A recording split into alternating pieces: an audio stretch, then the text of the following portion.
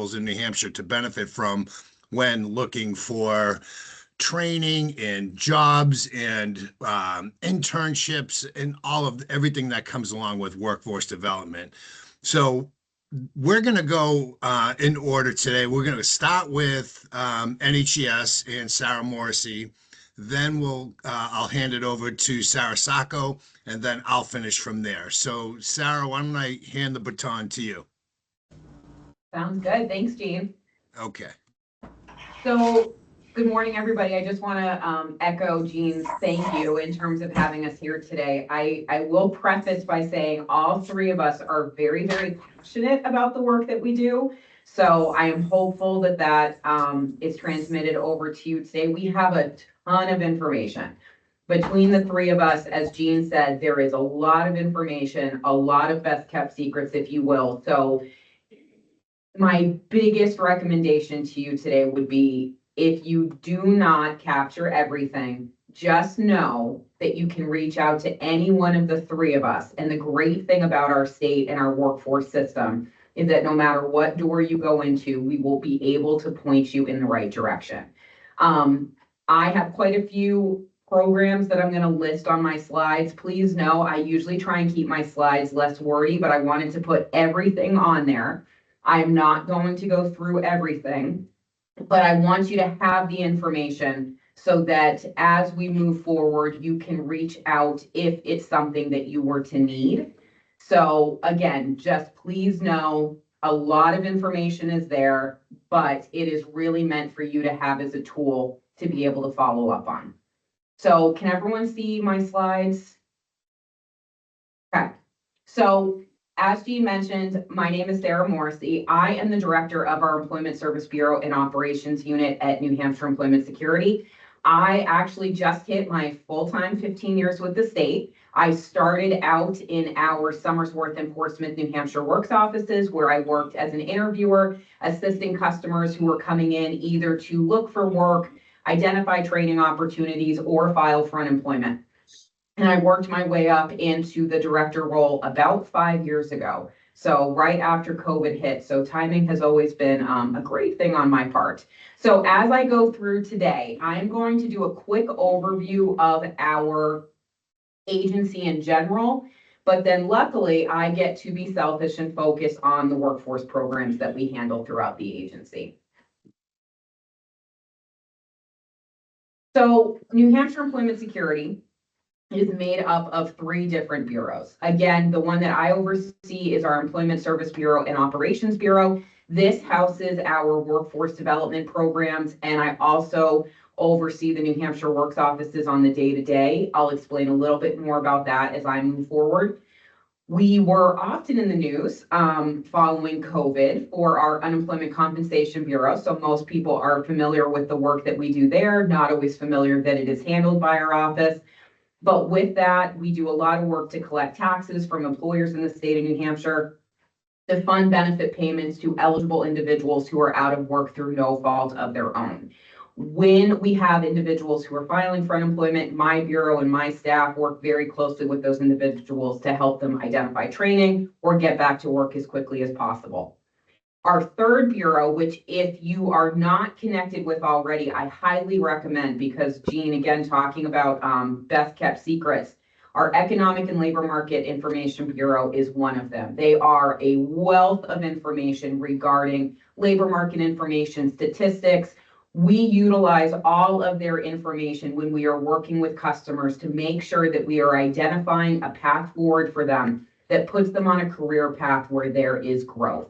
This bureau is, again, a wealth of information. I will mention on this note that we recently launched a new website. I know I'm probably being recorded and I don't even mind saying it. We had the worst website on the planet, potentially, New Hampshire Employment Security. We have recently launched a new website, and my hope is that things like our economic and labor market information, that information will be much more accessible, attainable, and readable for all of you who would use it. But it is a lot. So please know, if you're ever kind of looking for a heavy hitters list, best ways to utilize the resources on that site, I'm happy to help you with that. Again, a lot of crucial information all the decisions that probably everyone on this call makes, when it's backed by the data that we have at our fingertips, is much more powerful and helpful to the people that we work with. So again, I get to be selfish and focus on the Employment Service Bureau. So this bureau, you can break it down into having kind of three main focuses. It's listed differently up here, but the way I usually say it when I'm trying to be very quick is we are in for recruitment, retention, and training. Whether we are talking about job seekers, individuals looking to change careers, individuals facing barriers that we're helping to get ready for work, or our business community, recruitment, retention, and training. Those are the three main areas that our workforce programs are meant and designed to hit. So we operate a free public employment services, which benefits the job seeker, the employer, and the economy. So I don't know if any of you have ever been into one of our offices, but all of the services that we offer and across the board for everything we're going to be talking about today, myself, Jean, and Sarah, all of our services are free. They are free to the customers that we are working with. We help people find work through work search programs, employment information, and again, relying heavily on economic and labor market information. And then again, a core component of what we do is assisting businesses. Again, recruitment, retention, and training. There's a lot of work that we do with job seekers and individuals to help them become job ready. But the relationship with the businesses in New Hampshire is key because we always want to make sure that our pulse is on what is going on in the business community, who is hiring, what the needs are, and how to best connect the individuals looking for work who can help fill those needs.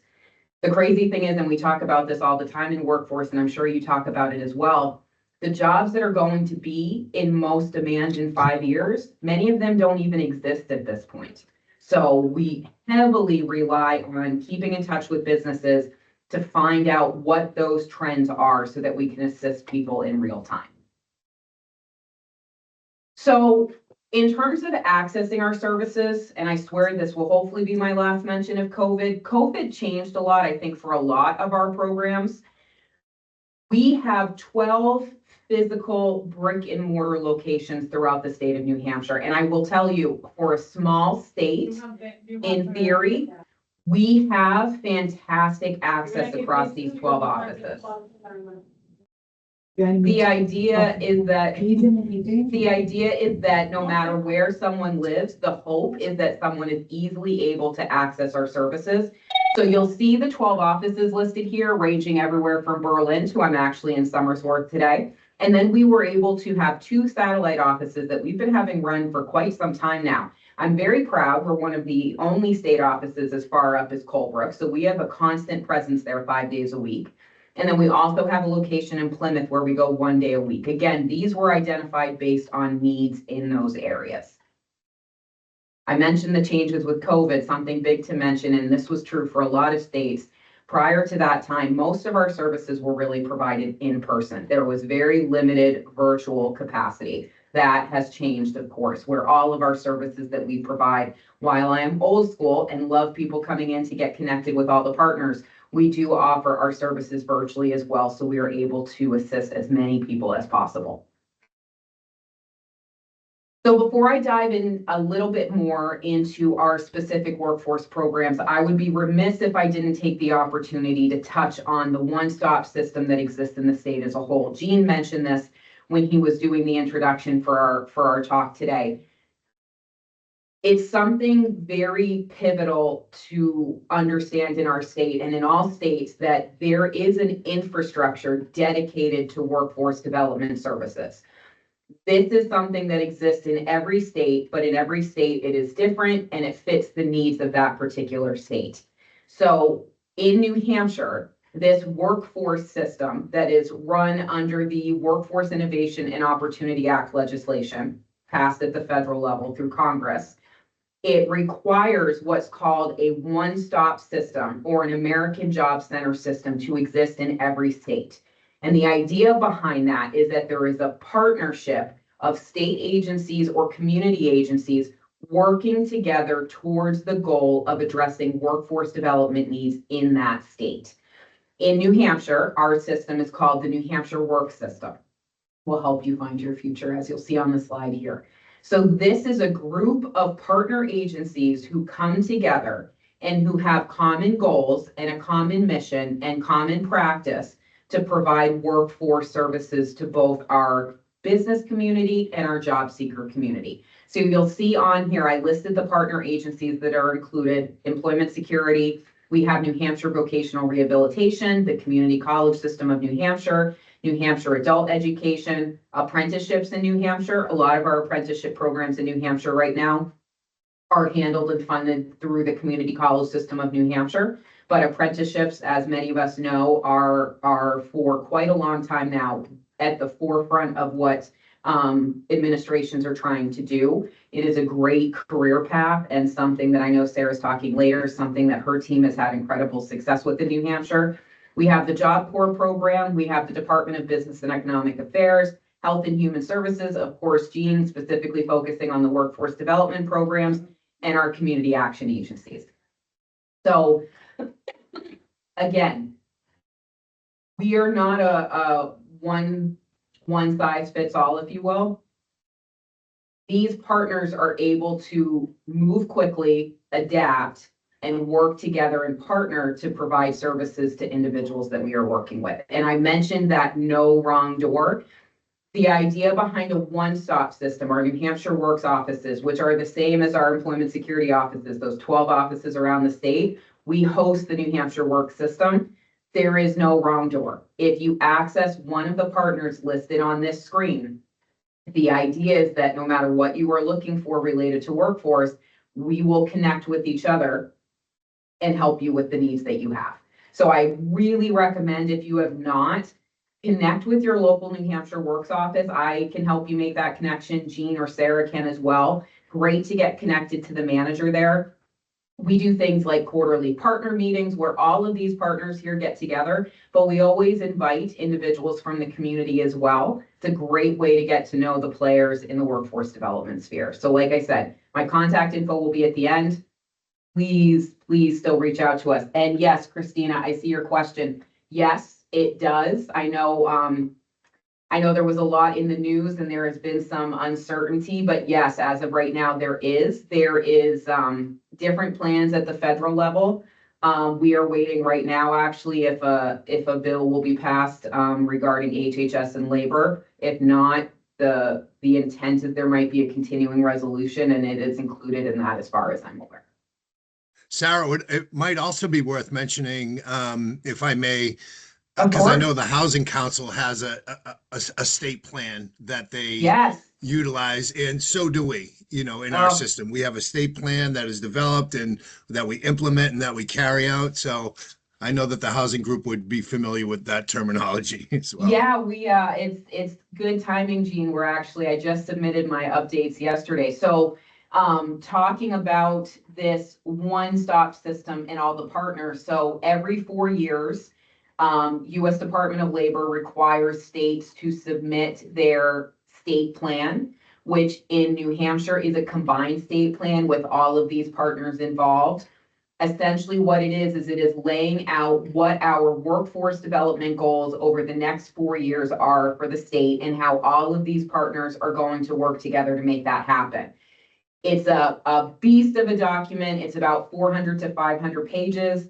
I am happy to share it with you. I always tease, if you're looking for a way to kind of calm your brain at night, don't read it. But it is a wealth of information. And what I'll do, actually, if you're okay with it, Jean, maybe we can share specifically the goals section where we kind of lay out what the workforce development plans are at the high level. I think that would be a fantastic way to kind of look at the work we're doing. And in addition to it being a 4-year plan, we also are required by the federal government to do 2-year updates, which is what we are working on right now. So we can absolutely share that, but it's good to have, in the sense that it unifies us on what all the partners are trying to do moving forward. Thanks, Jean. That was good. Okay, these are the slides that I said, don't panic. I'm not going to go through everything. Jean and Sarah know I could talk for 4 hours, but I promised I would not do that today. So like I said, I have a lot of information on here, but a lot of this is so that you can refer back to it and follow up with me. This is listing our general local office American Job Center services that we offer to anyone coming into the building who is looking for assistance, or virtually or by phone. So number one, each of our offices has a resource center. The resource center is free and open to the public. If you come into one of our offices, there are a bank of computers. There are resources there that anyone can use.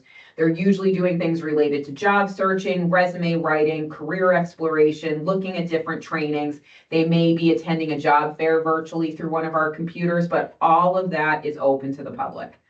We assist customers as well with career exploration, writing a resume, skills assessments, interest assessments. I always kind of use myself as an example. I fell into this work of workforce development. It was not what I intended to do. I had actually intended to go back to law school, and I started working for the state in workforce development, and I fell in love, and I never left. And I have loved it ever since.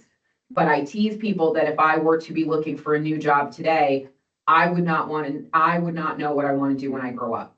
And so many people that we have come in are facing a scenario where they have had a lot of experience, they have a lot of skills, but they do not know what they want to do next. And a lot of our work is to provide that helping hand to guide them and provide them that assistance. They are not alone. All of us are here to provide them assistance. We are doing things like barrier assessments.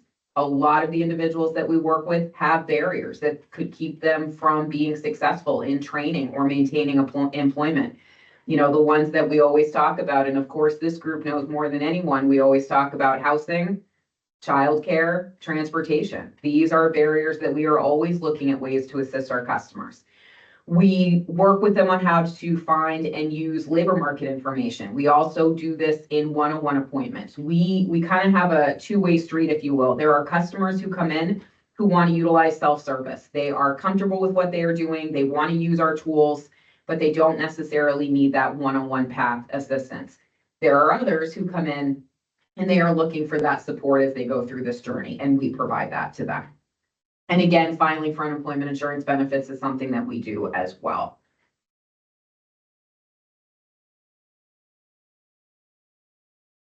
Okay, so again, I'm going to highlight a few of these at the end. So I'm just going to show this screen for now in the next one, but these are listing the different programs that I oversee in the Employment Service Bureau. Again, all of these are geared towards workforce in one way or another. I've highlighted a few, which are the ones that I'm going to highlight at the end.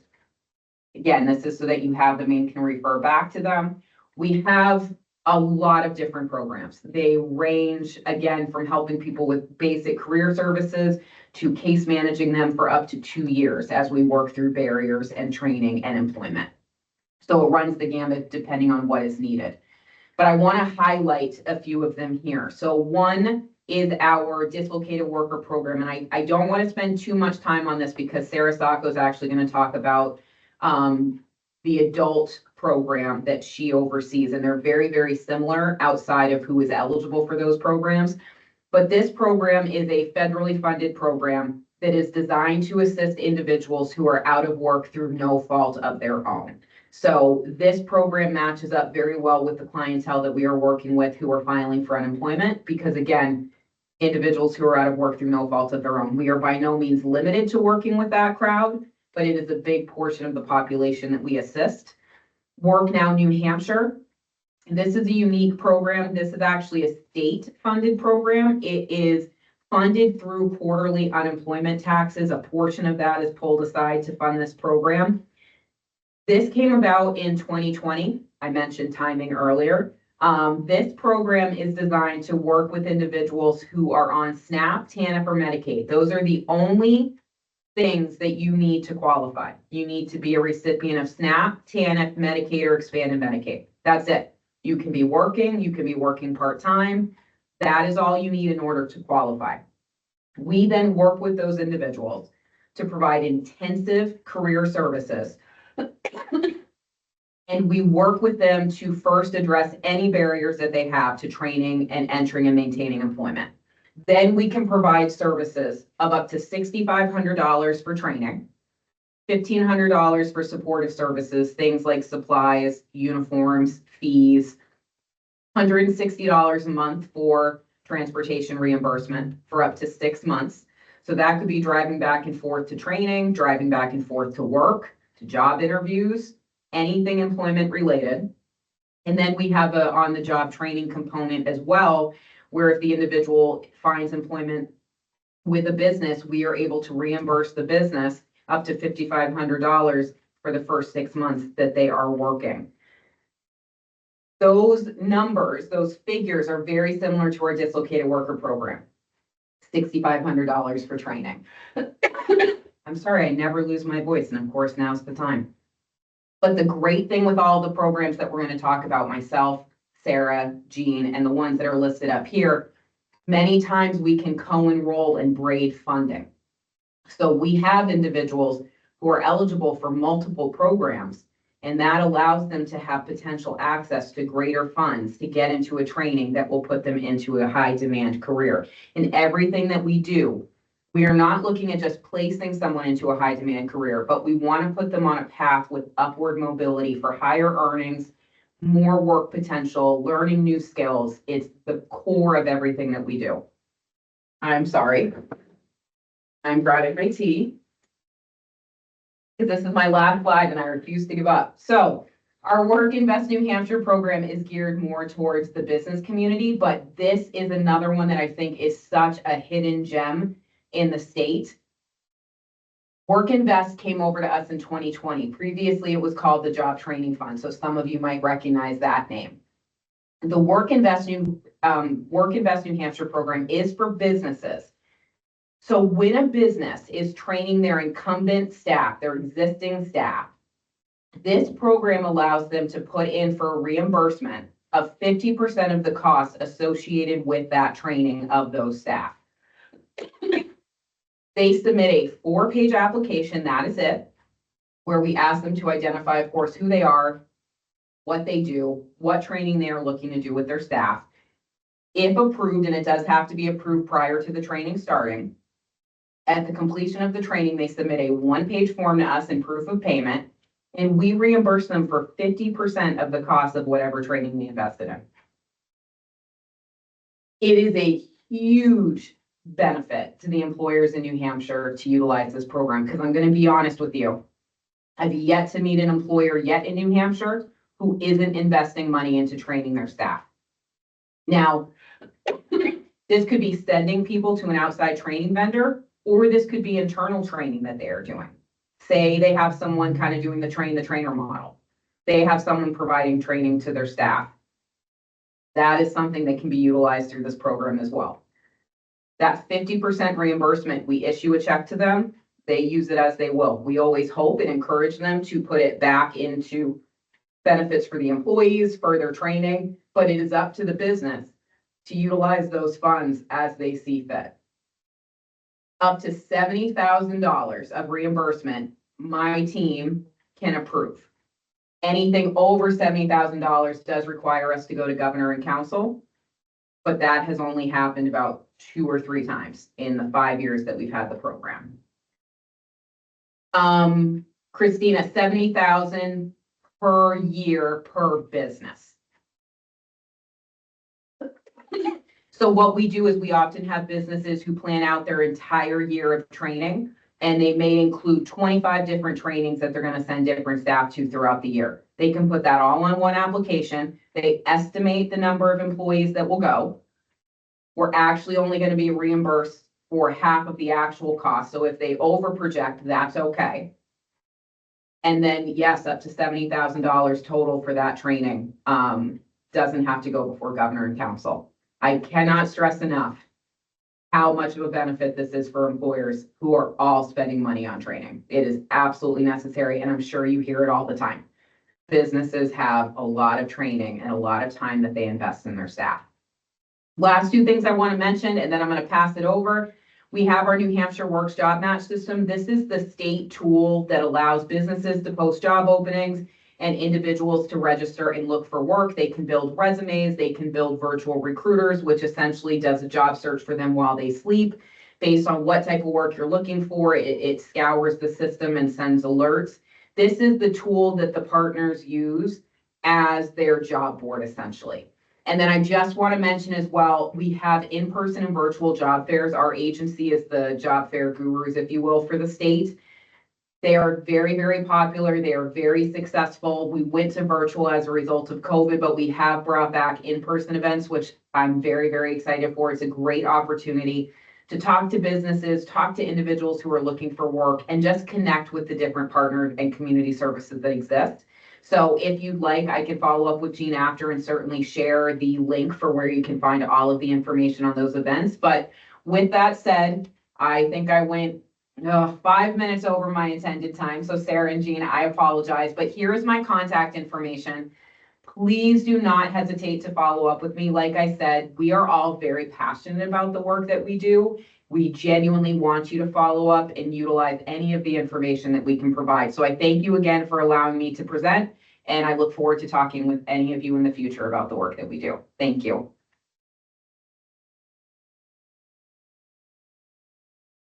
Thank you very much, Sarah. So, as I mentioned, Sarah Sacco is the director for the Community Action Partnership of New Hampshire, and she provides oversight to the WIOA program. So, Sarah, I'll hand it over to you to review your slides and talk to the group. Okay, thank you all for having me as well. Can you all see my slides? Yep, okay. I'm also going to put my contact information and a few websites that I'm going to mention.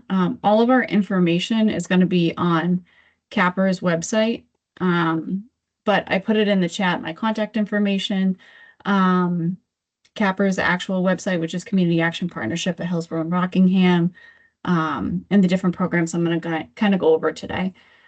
So again, my name is Sarah Sacco. I'm the Workforce Development Director for Community Action Partnership of Hillsborough and Rockingham counties. So I oversee a few workforce development programs. I've been in workforce development for, this will be my 10th year. So I started very similar to Sarah, in the field as a career navigator for the WIOA adult program, worked on the employer side for on-the-job training. I've worked with outreach. So I've kind of seen all aspects of the different staff under the WIOA adult program. So that's kind of my background. And now I'm the director. I've been in this position since 2023. So that's a little background on me. Before I start about workforce development, just an overview of community action. I know a lot of individuals on here are from community action agencies. But again, there's over 1,000 community action agencies nationwide. Our promise, and it dives deep into all of our programs and every single employee of community action. So community action changes people's lives, embodies the spirit of hope, improves communities, and makes America a better place to live. So we care about the entire community, and we're dedicated to helping people, helping themselves and each other. That's exactly what community action is about, and that's exactly what all of our employees do. And a lot of you know too, there's 5 community action agencies in New Hampshire. So it's per region.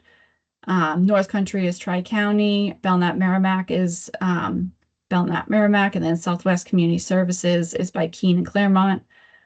Stratford Cap is on the Seacoast, and then Community Action Partnership at Hillsborough and Rockingham is Southern New Hampshire.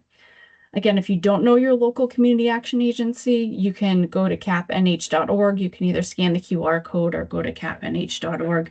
But yeah, if you don't know your local community action agency, I highly recommend, because there's a lot of programs that they offer. So these are an overview of Community Action Partnership of Hillsborough and Rockingham services. Other CAP agencies have similar programs. So I just want to start by saying that a lot of CAPs have like fuel assistance, electric assistance, Head Start, early Head Start, health, food and nutrition, energy assistance, community services. So a lot of the community action agencies have like regional programs. But a few of the programs that I'm going to talk about for workforce development are statewide. So it's not just Hillsborough and Rockingham County. So in the top, it's workforce and economic development. So I'm going to go over the WIOA adult program, Workforce Innovation and Opportunity Act, our career advancement services, Your Money on Action, and a reminder about the volunteer income tax assistance that is coming out for probably a lot of your clients that you're working with.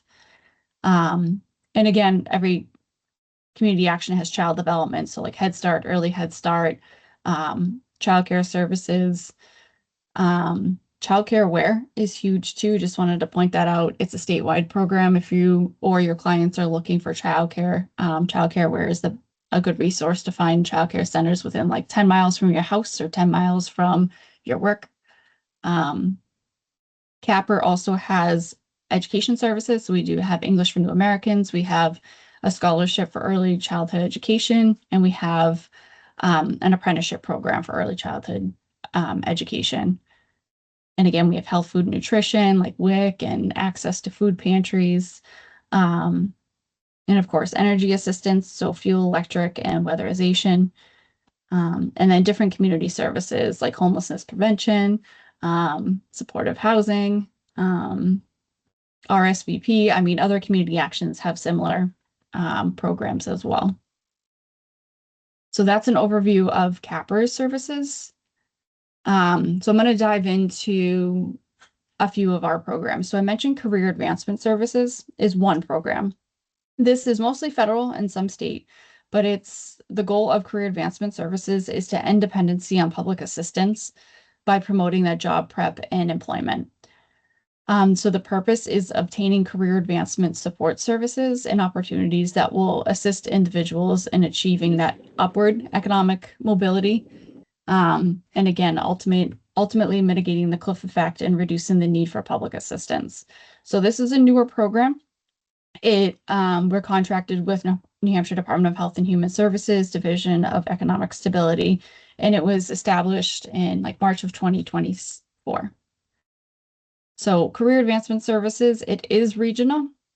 Our locations for Community Action Partnership at Hillsborough and Rockingham are, we do have an office in Berlin, Concord, Laconia, Littleton, Portsmouth, Rochester, and Tamworth.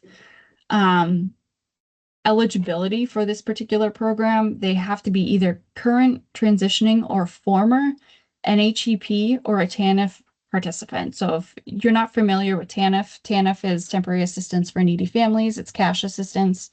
And it's required that they go through this New Hampshire employment program. So that is the eligibility for career advancement services. They either have to be currently receiving TANF or exiting TANF or just receive TANF. But a lot of the services under NHEP and our career advancement services program include like career counseling, help finding a job, access to apprenticeships or on-the-job training. We have tuition assistance, so we can help with a training or books or supplies, help with licenses or renewals, even mileage or car repairs and other travel costs. We could pay for work uniforms, but we also have job skill training as well. And then how to apply. I put everything in the chat, the different links for career advancement services. So everything that you need to know for career advancement services is on our website. But like I said, a lot of the referrals come from the NHEP program. So they would come from the NHEP career counselor. So again, you can either scan the QR code for more information about career advancement services, or you can go directly to our website. And that goes over like eligibility and who to contact and locations and that sort of thing. So that's career advancement services. And again, like Sarah's programs, we're all looking to get people back to work and working full-time off public assistance. That's our main goal. So I know Sarah mentioned the WIOA program. We oversee the WIOA adult program at Capper. But I always like to start out with a general overview of what WIOA is. So WIOA is a federally funded programs. It stands for Workforce Innovation and Opportunity Act. There's 4 titles. WIOA Title I is through Department of Labor. WIOA Title II is Department of Ed. WIOA Title III is Department of Labor, and WIOA Title IV is Department of Ed. So just an overview of what WIOA looks like in the state. WIOA Title I, that's me with Community Action, with the WIOA Adult Program. Sarah Morrissey mentioned the Dislocated Worker Program. That's through her at NHES. A lot of you might be familiar with WIOA Youth, which is JAG or My Turn. And again, we work very closely with all of these different partner agencies. Adult education. So if anyone's looking for a high SET or GED or adult diploma, or even English as a second language, ESOL classes, that's where adult ed would be. Wagner Pizer again is through Sarah Morrissey. And then vocational rehabilitation is also under WIOA, which is working with individuals with disabilities. So I put this screen up because, like Sarah said, if you go to Voc Rehab and you might be eligible for another program, we can co-enroll. You know, if you're not eligible for dislocated worker, but you might be for adult or youth, like we can make that decision. So we're very close with workforce development throughout the state. We know anyone we can call, apprenticeship or Voc Rehab or adult ed. So if you have any questions about any of these programs, we can definitely point you in the right direction as well. So our WIOA adult program for New Hampshire is run through CAPR, and it's been contracted by the Department of Business and Economic Affairs Office of Workforce Opportunity. So I'm going to kind of dive into the WIOA adult program because I know a lot of your clients will probably be eligible for WIOA adult. So WIOA adult is designed to help job seekers access employment, education, training, and support services to succeed in the labor market and match employers with the skilled workers that they need. The purpose is to increase employment, retention, and earnings. And the main sectors in New Hampshire are manufacturing, IT, healthcare, hospitality, construction, and transportation. And then, like I said, a lot of your clients that you're working with are probably eligible. So eligibility for the WIOA adult program, they have to be at least 18 years of age or older, and a New Hampshire resident. Priority of service is given to individuals who are low income or receiving public assistance like TANF or SNAP. Or another priority of service is basic skills deficient. So like I said, a lot of the individuals that you're working with are probably eligible for the WIOA adult program. Services that we offer are very similar to Sarah's services as well. We could pay for an occupational skills training. We can pay for an on-the-job training. We could pay for support services. We do assessments with the participants. We do labor market research, and we develop an individual employment plan with their career goal. We can also do job search and readiness activities. So biggest ticket for our program is we can assist with the cost of up to $6,500 for training. I know Sarah mentioned it too, but through the WIOA adult program, we can also pay for like tuition and required tools up to $6,500. So we work closely with the community college system in New Hampshire, Apprenticeship New Hampshire, and other local training providers to get those industry recognized certificates or credentials or licenses. So a lot of trainings that we might pay for are like LNA, medical assistant, CDL. IT even has certain industry recognized certificates like CompTIA or other IT certifications. We can do like a project management certification, even the trades we work with like electrical and HVAC. So those are a lot of example trainings that we can pay for. A lot of them are around that 65 or less. And I know Sarah Morrissey mentioned too, like if there's a certain training like CDL, if it's over 6,500, maybe we can co-enroll with another of Sarah's programs or another program through DHHS where we can get that funding, especially for CDL, because it is well over $6,500. But all of our WIOA trainings have to be on our eligible training provider list. So all the community colleges are on there. A majority of their programs are too. Their certificate programs are on there. And the biggest thing with WIOA is that they have to have what's called an individual training account voucher. It has to be processed, dated, and approved prior to the start of any training. So in no case will an IT voucher be authorized after the start of a training. That pretty much goes with all WIOA programs. It pretty much goes with any workforce development program. So we got to make sure that we get them enrolled, and agreed upon who's paying for what part of the training before they start.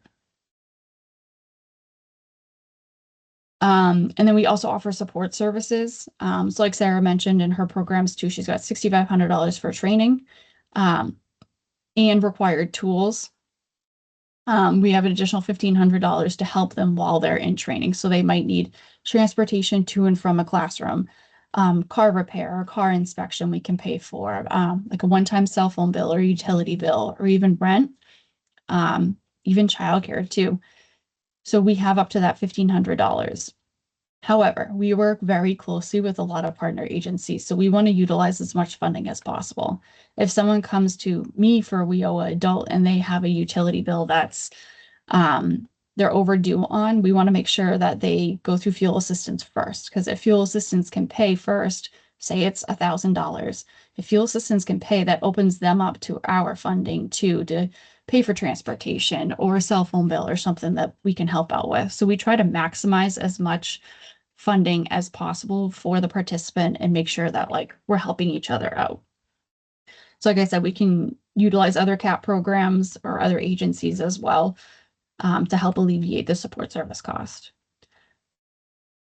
So for example, we've paid for like an LNA training, we paid for scrubs, we paid for all the tools required, whether it was like a stethoscope and the shoes. We might have paid for the transportation to and from the training as well. We understand the individuals that we're working with, they are on public assistance. They might be able to not afford the transportation to and from our training. So just an overview of sometimes what we pay for. This is an overview of what we do at WIOA Adult. So first we do an intake, officially making them eligible for our program. We go over any barriers to employment or education. So whether it be transportation, housing, childcare, any barrier that you can think of, we have to go over in that first application. We do assessments. So we assess the job market. What do local jobs require? Is it a license or certificate? We assess their background. What was their education? What was their employment? We go over what their interests are. There's an interest assessment that they do. And then there's a basic like math and reading, just in case if they need that adult education, if they need a high SED or ESOL classes, that's available for them.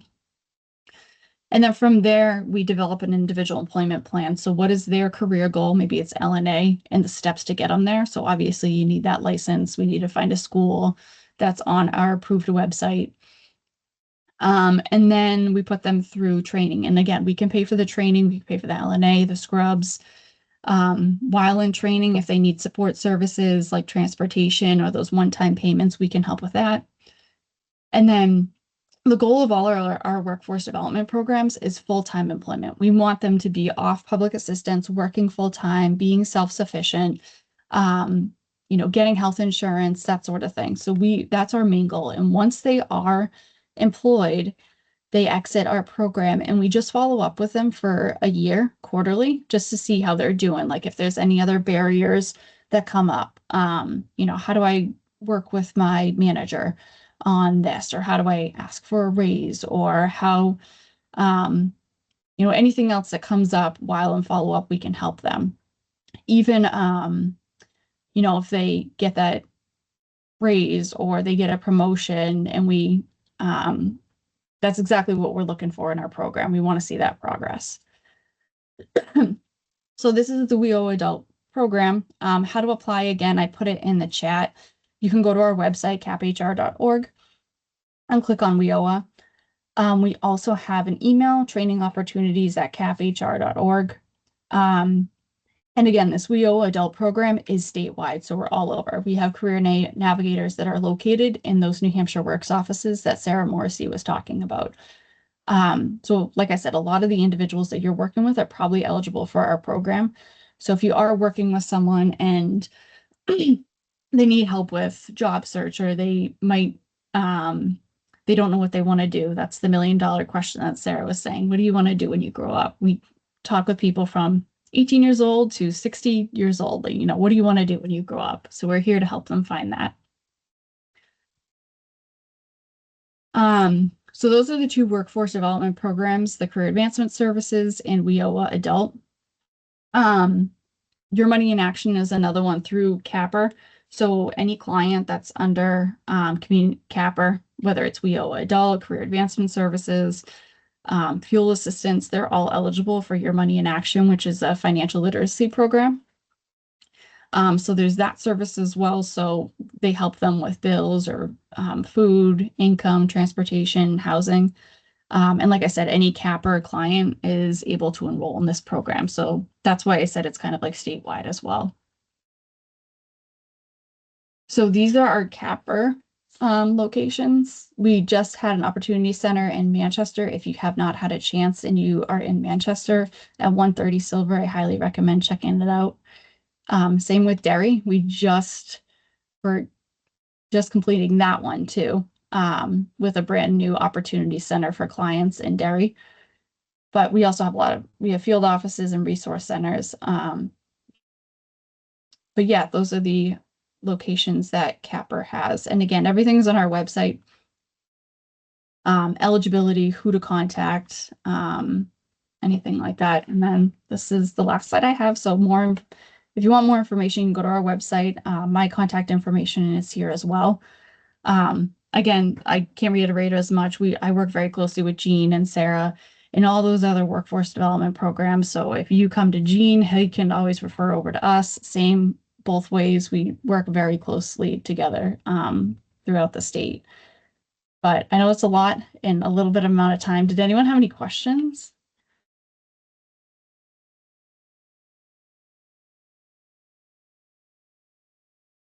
If not, I'll put my contact information is in the chat.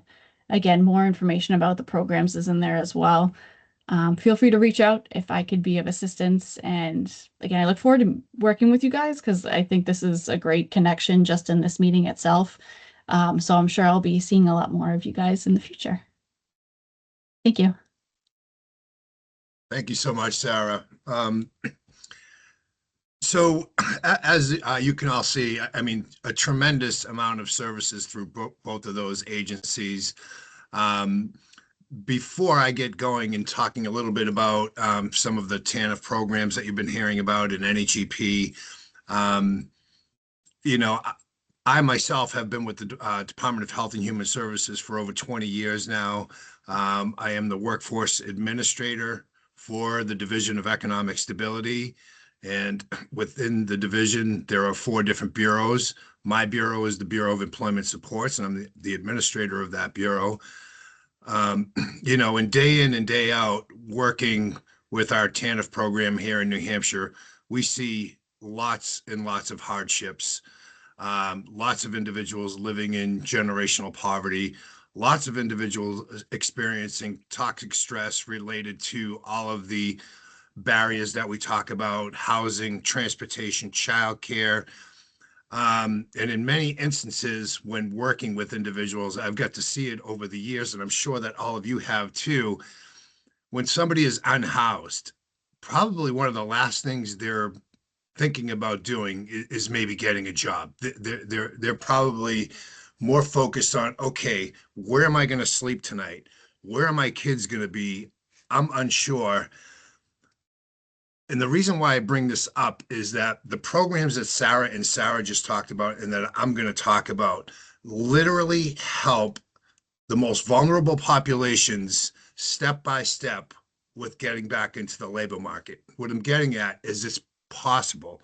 These programs can be introduced to individuals that are unhoused and that you work with and that your staff may be working directly with, to show and illustrate that it's possible to get back to work, even though you're experiencing many of these stresses in life. So I just kind of wanted to point that out, that we've seen so many success stories, so many individuals who face these barriers turn their life around and get back in through the assistance of the programs that were just talked about. So allow me to share my screen. Let's see here.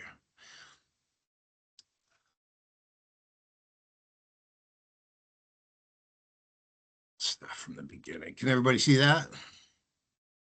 Great. So as I mentioned, I'm with the Division of Economic Stability, Bureau of Employment Supports, and the NHEP program. I mentioned that the division has 4 different bureaus: the Bureau of Family Assistance, which is our eligibility bureau. We have the Bureau of Child Development Services and Head Start Collaboration, the Bureau of Child Support Services, and again, then my bureau, the Bureau of Employment Supports, and the NHEP program. So what is the NHEP program? NHEP is the mandatory work program for parents receiving temporary assistance to needy families, cash public assistance. The New Hampshire Employment Program promotes economic mobility by focusing on a variety of services to our program participants, including obtaining a high school certificate, industry-specific training, post-secondary credentialing, degreeing, short-term credentialing. We work on employability skills training and career exploration. We focus on portfolio development to include resume development, cover letters, identifying professional references, etc. We conduct work experience and unpaid internships.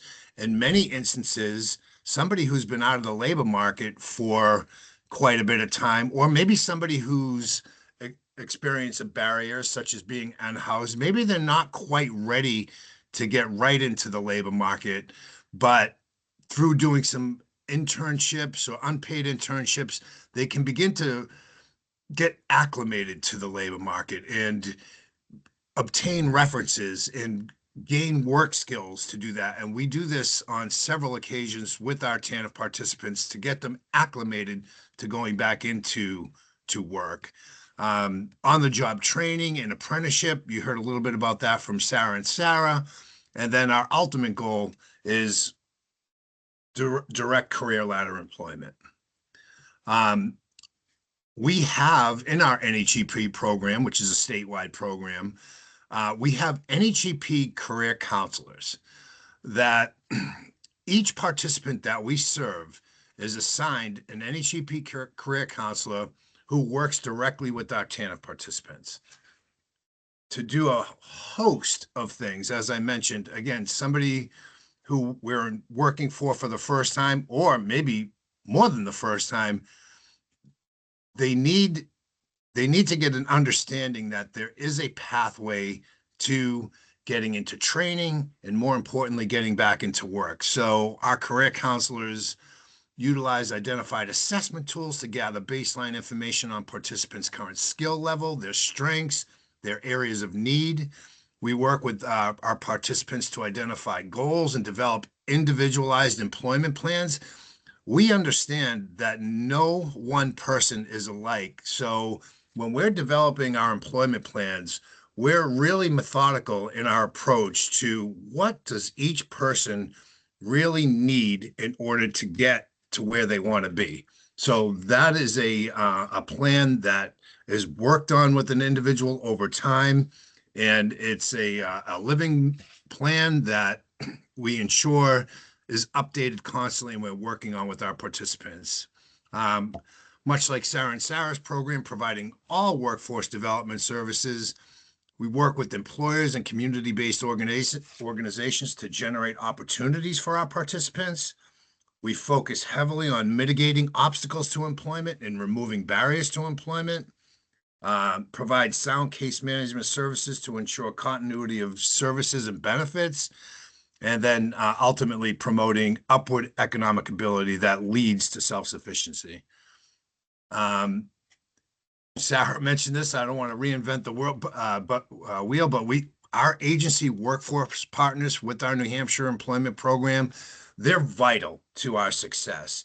And they have so many resources and training opportunities and funding that we can tap into in Braid that in many instances, if you're not overly familiar with the New Hampshire Works one-stop system, it can be a little bit of a confusing pathway.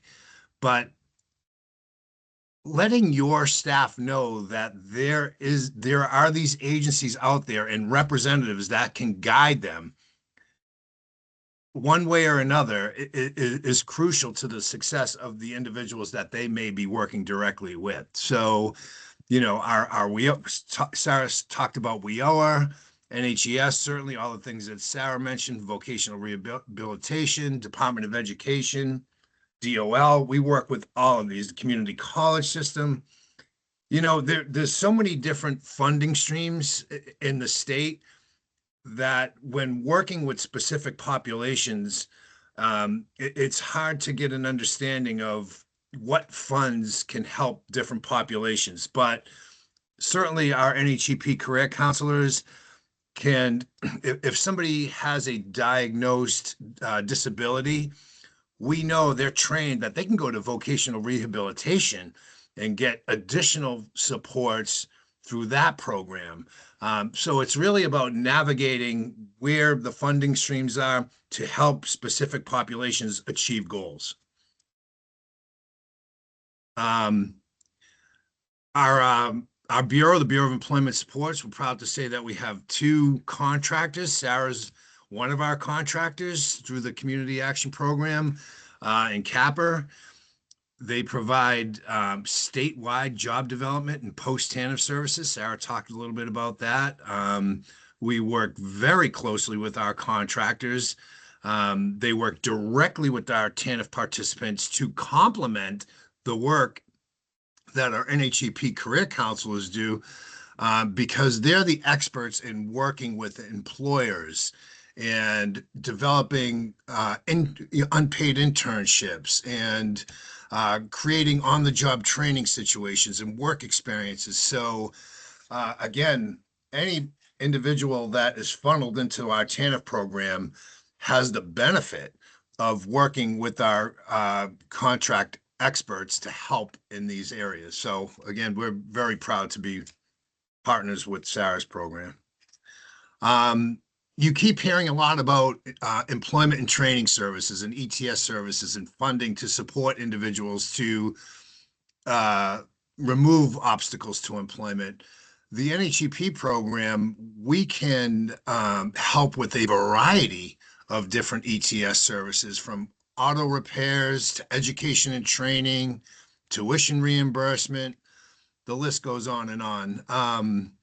And we're actually in the process of revising our rules around this to enhance the dollar figures with this.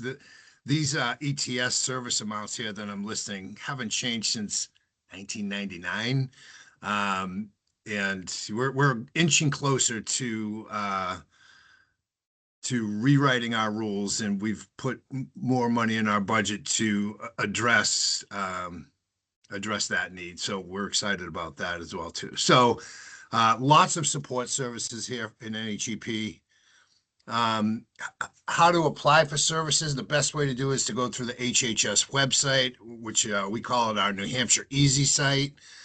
We have a customer service center that is very responsive to individuals who are seeking out assistance, TANF assistance. So I'll be sure that Christiane and Melissa get our 3 PowerPoints. And if there's any questions, please let me know. I just want to say thank you to all 3 of you. That was a wonderful presentation. And I actually learned a lot about some programs I didn't know existed out there. I just want to open it up to see if anybody had any questions for the 3 of them.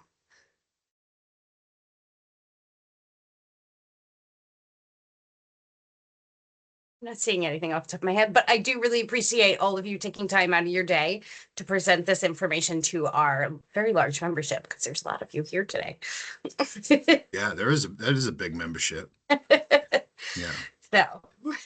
Well, thank you, Christiane. And if there's anything, if a question comes up that we can answer later on, either one of us, we're happy to do that. Again, we can share the PowerPoints with you so you can distribute out. And, I thank you to this council for all the work that all of you do in such an important area of the unhoused. So I know your job task is not easy either, but I think together we can solve a lot of issues and collaborate and partner together and meet some common goals. Thank you so much. And yes, we will share all of those PowerPoints once I get them from Jean. And we will post this up on our YouTube website, the recording of the training as well. Okay. All right. Well, nice to meet you all. Thank you very much. Sarah and Sarah, thank you. Thank you for having us. All right. Take care, folks. Thank you. Thank you. Bye.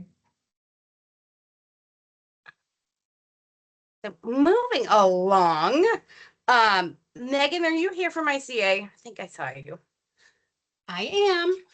I'm going to turn it over to Megan, who's going to talk about the HMIS agreement that was sent out. Yeah. So the HMIS user agreement is, as anyone who has been entering data into HMIS knows, is a required document for all users annually. We have made some updates to that user agreement. And so we sent it back out for everyone who is currently licensed to sign that agreement.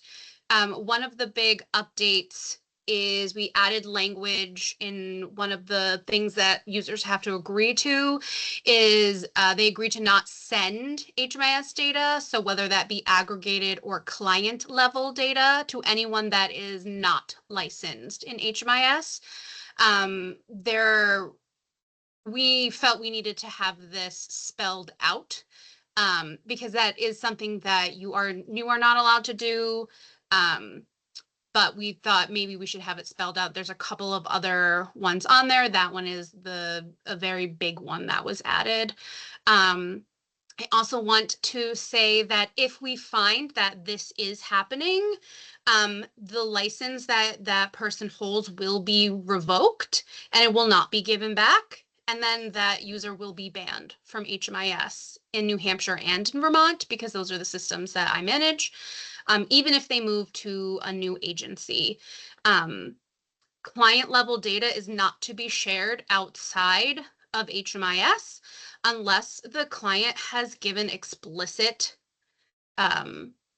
permission, and the ROI that is used for that explicit permission has to be approved by ICA. It cannot just be an ROI that is written up between two agencies.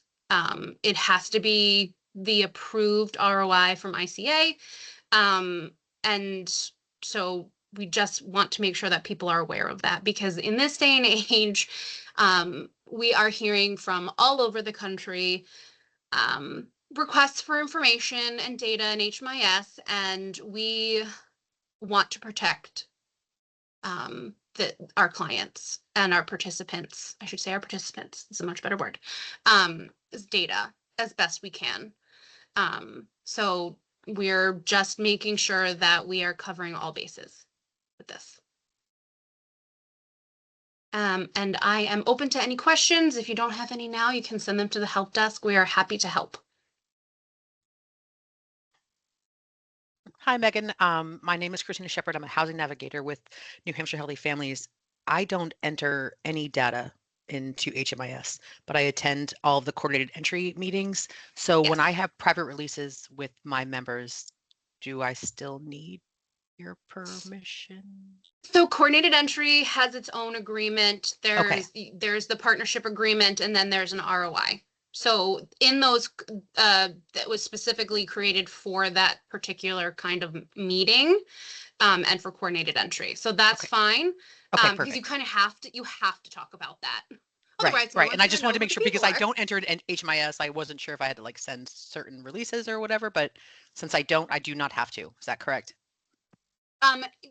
No, the ROI that has probably already been signed, that has been approved. So you don't have to get anything extra.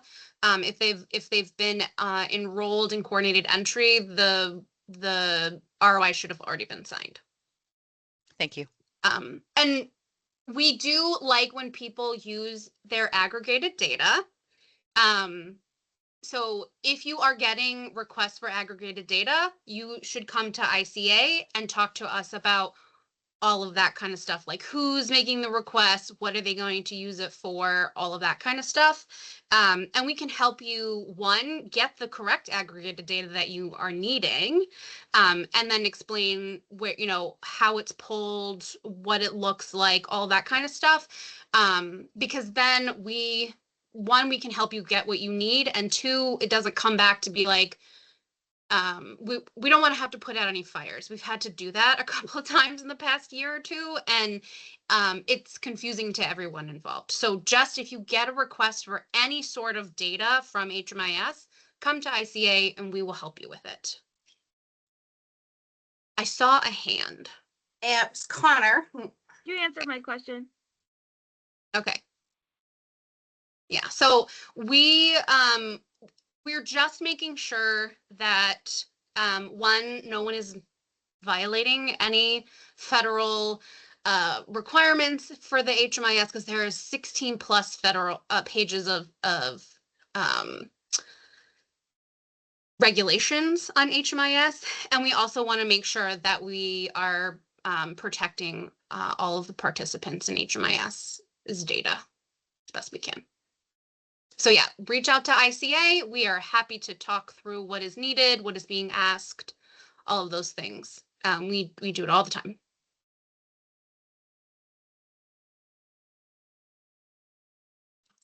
All right, if there's no other questions, thank you, Megan, for that clarification. Thank you. And now on to the fun part of today's show. It has been a wild 9 weeks of NOFO. And yes, I counted the weeks this morning.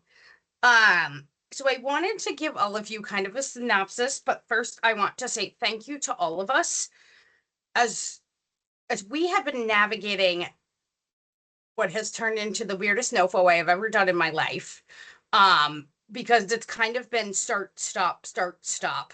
And we haven't gotten a lot of clear guidance. I wanted to provide all of you with kind of a detailed timeline of what we know as of today, which could change tomorrow. So initially the NOFO was released on November 13th. And then on November 25th, over 20 states filed lawsuits against HUD in regards to this NOFO. And then again on December 1st, the National Alliance on Homelessness and several other parties filed a second lawsuit against HUD due to what was in the 2025 NOFO they released on 11/13. In response to the Alliance's court suit, HUD withdrew the NOFO literally like I think an hour before the court hearing was supposed to happen. And then we had another court date on the 19th of December, and the judge ruled in favor, I can't talk this morning, favor of all of the plaintiffs. And then at 11:34 that night, HUD re-released the NOFO. This was a Friday night at 11:34 p.m. So of course, you all know, me and Melissa scrambled trying to figure out what are we supposed to do now. We have a brand new NOFO that we have to look at. There was another court date on the 22nd that was held. And then on the 23rd of December, the judge granted motions for a preliminary injunction to restore the original 2-year NOFO from last year. I don't know if all of you know that, but last year was the first year we were supposed to have a 2-year NOFO. Because we have been asking and written letters to the government saying this is a burdensome process. We should be able to do this like once every 2 years. So the judge restored the 2-year NOFO and blocked the NOFO that was issued on the 13th. Within that, the judge's order, it stated that HUD was ordered to take all necessary steps to process all of the eligible renewals for the COC projects. And they ordered HUD to comply with the order in processing all of our eligible renewals that were under the 2024-2025 NOFO. On the 30th of December, HUD released another proposed timeline for the NOFO, clarifying what they intended to do, which was a requirement of that judge's order. And now we move into 2026. On the 6th of January last week, HUD reopened and posted the 2-year NOFO from last year. What I can tell you is what has been posted has been revised. The document is not the same NOFO that was released last year. Melissa has been going through it with a fine-tooth comb to find the differences in the reissued NOFO. Currently, as it stands, the NOFO was opened again on January 9th, and it will remain open until February 9th, which is our target submission date to HUD. HUD anticipates completing its required review of all of the submissions from the Continuum of Care by May 1st. So we'll see if this happens. Right now, we are currently waiting still. So again, I said we kind of start, we stop, we pause. So we know the NOFO was reopened on the 9th of January. What typically happens, which a lot of you don't know about, is that we have a system called eSnaps that we submit all of your information to HUD for your renewal projects. And this is where everything for the NOFO application information goes and how we get it to HUD. Despite the NOFO being reopened on the 9th, we still do not have access to the documents or the instructions that we need to submit to HUD for this, I want to say like 5th NOFO at this point. So we are anxiously awaiting that information so that we can work with all of the renewal project applicants to get what we need submitted to HUD. We're still ferreting out what exactly we are supposed to submit. What can we submit? What I can tell you right now is will not be a new project competition or funding available as of right now for new projects. Pretty much this NOFO, revised NOFO, is focusing on the renewals as it stands right now. So what else do I have? It's been a really rough ride. What I have been focusing on doing is getting all of your match letters up to par, so that when we do have access to submit your project applications, we can just run with it and go. So you will be seeing emails, some of you already have, from me about your match letters, to make sure that we have them ready and all of the MOUs ready as well.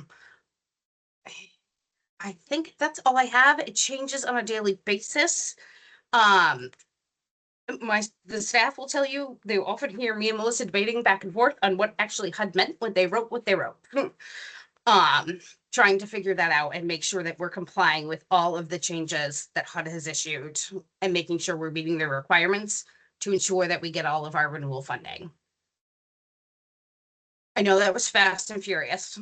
Questions, because I know it has been a wild ride for the last couple of weeks. It's honestly been a blur for me, trying to figure out what is now standing and what are the actual requirements and how do we move forward.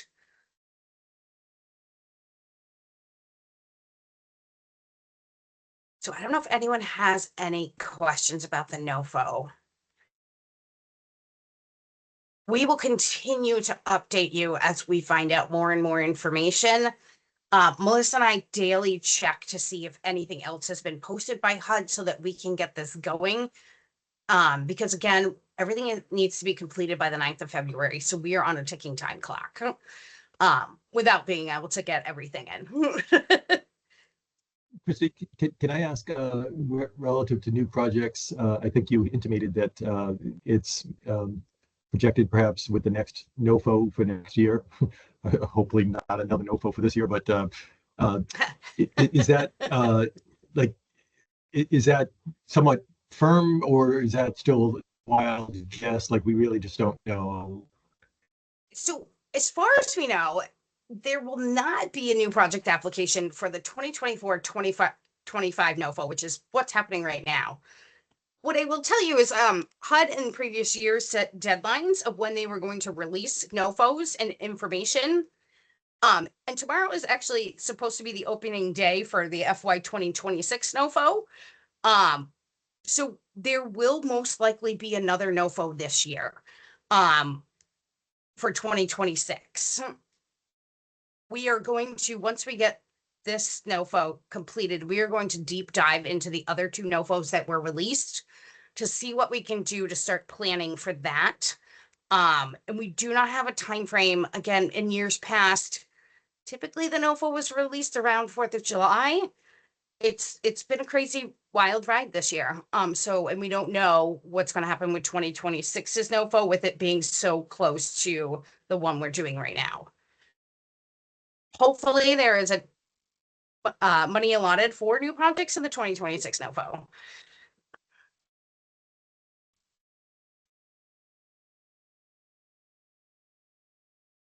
Sue, I thought I saw your hand up. I was And just you're muted. curious. I don't apply for NOFO funding, but I'm always on the ranking committee, and I just wanted to make sure I am available when you guys need me when it's on last minute. If they're just doing basically rollover projects, will you need ranking for that? No. Okay. As far as So we know just- right now, So waiting for perfect. the detailed instructions, there won't be a ranking or scoring process. But again, we're Perfect. waiting for those detailed instructions. It kind of is like what we're seeing is, they're just rolling over the renewals to Yeah. get them processed. But we Okay. don't know what they're requiring with those. Right. Okay. All right. Well, let me know when you need me. Oh, I will call you. Don't you worry. I appreciate you on the ranking committee every year.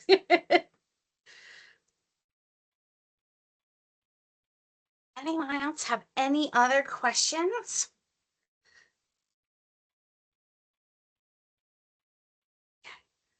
I'm going to open up the floor to see if anyone has any announcements or information they would like to share with the balance of state membership. Oh, Joanne, go right ahead. Hi, and thank you for including me. I was intrigued by the workforce conversation and just wanted to let all of you know that we also have 2 registered apprenticeship programs at the Institute on Disability for entry-level workers, people who don't have any kind of advanced degree. And we have one open right now for recruitment. It's a 1-year registered apprenticeship. It's for free, people get stipends, and it's open to anyone who has a high school diploma or more. So, and I thought it might be a good opportunity for training for some of your staff working in homeless youth programs. Thank you for sharing that. I will make sure that we share that when I send the notes out as well. Terrific, thank you. And feel free to reach out to me if you have any questions. Thank you so much. Anyone else?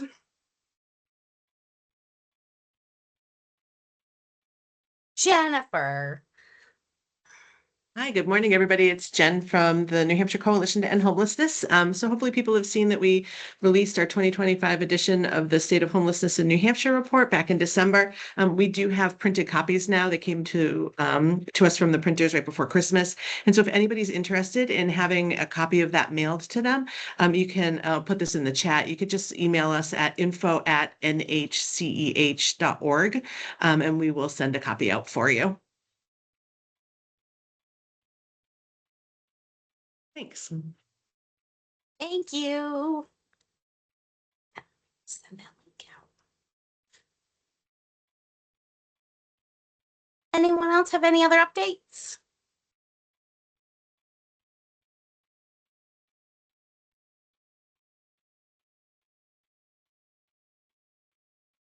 Well, I will give you back 45 minutes of your day. And again, I will send out the PowerPoints once I get them. Sue's dancing. And we will post the recording of this meeting on the YouTube site as well. And we'll include that in the notes if you have any questions.